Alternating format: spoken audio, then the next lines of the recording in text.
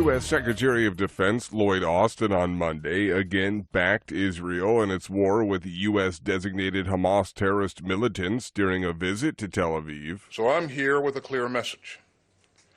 America's support for Israel's security is unshakable, and Israel is not alone. But Austin did also highlight the need to protect civilians in Gaza during the Israel-Hamas war and suggested that the ultimate solution would be one of two states living side by side.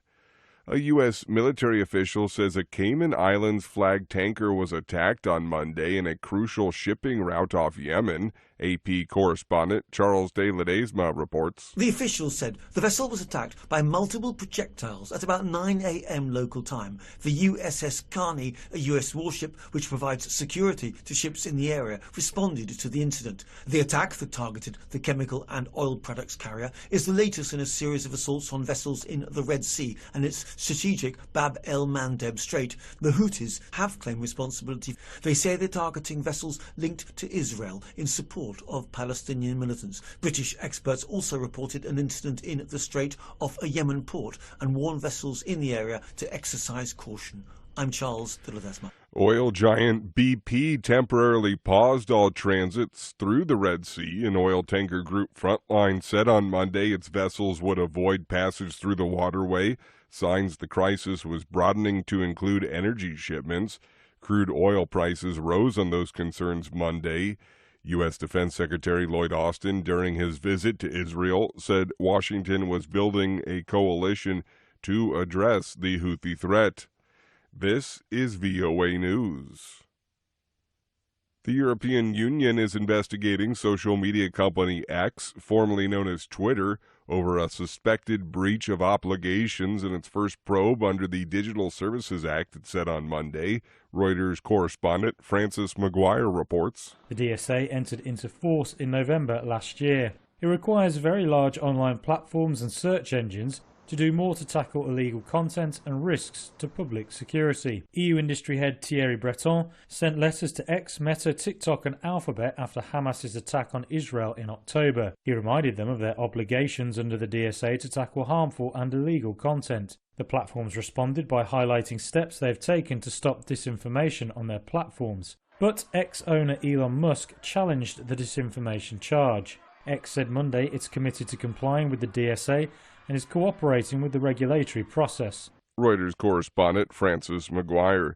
The Vatican said on Monday in a landmark ruling approved by Pope Francis that Roman Catholic priests can administer blessings to same-sex couples as long as they are not part of regular church rituals. A document from the Vatican's doctrinal office, which effectively reversed a declaration the same body had issued in 2021, said such blessings would not legitimize irregular situations but be a sign that God welcomes all. It should in no way be confused with the sacrament of heterosexual marriage, it added. American actor Jonathan Majors has been convicted of assault and harassment of his former girlfriend, but acquitted of a different assault charge and aggravated harassment. AP correspondent Margie Zarletta reports. Jonathan Majors showed no immediate reaction as the jury read the verdict. The charges stem from an altercation with his then-girlfriend, Grace Jabari, during a chauffeured car ride in New York City in March. Jabari had testified Majors struck her in the head, twisted her arm behind her back, and fractured her finger. Defense lawyers said Jabari was the aggressor, who flew into a rage after reading a romantic text from another woman on Majors' phone. Majors was a rising Hollywood star, playing Kang the Conqueror in Marvel Comics films. He will be sentenced on February 6th. I'm Margie Zarletta. Tech giant Apple said on Monday it would pause the sales of its Series 9 and Ultra 2 smartwatches in the United States from this week as it deals with a patent dispute over the technology that enables the blood oxygen feature on the devices. The move comes after an order in October from the U.S. International Trade Commission that could bar Apple from importing its Apple Watches after finding the devices violate medical technology company Masimo's patent rights.